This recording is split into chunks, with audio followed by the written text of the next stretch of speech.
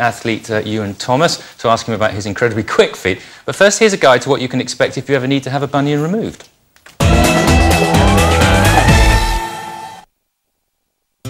The pain that patients come to speak to us about is generally related to the bump, which is the bunion.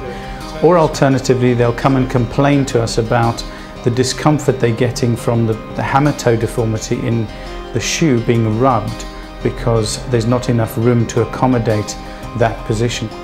The anaesthetic that we normally provide is either an ankle block where we numb the foot from above the ankle joint to the end of the toes, or in the majority of cases we give the patients an injection behind the knee, which is called a popliteal nerve block. Once they come into theatre, the nurses will drape and prepare the foot in a sterile manner. So the incision is made from the mid-shaft of the first long bone, coursing distally to the mid-shaft of the big toe bone, which is commonly called the proximal phalanx. The skin is then opened and retracted.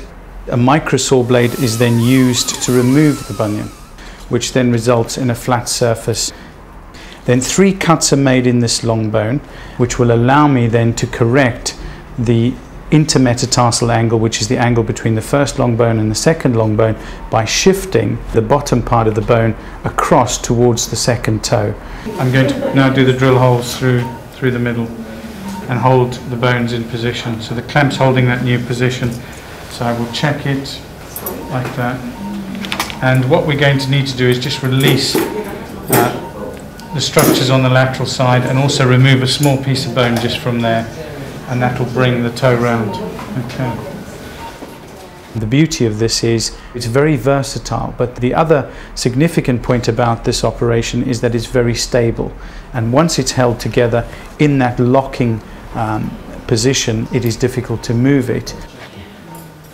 Then the deep tissue, the subcutaneous tissue, is closed by using absorbable sutures.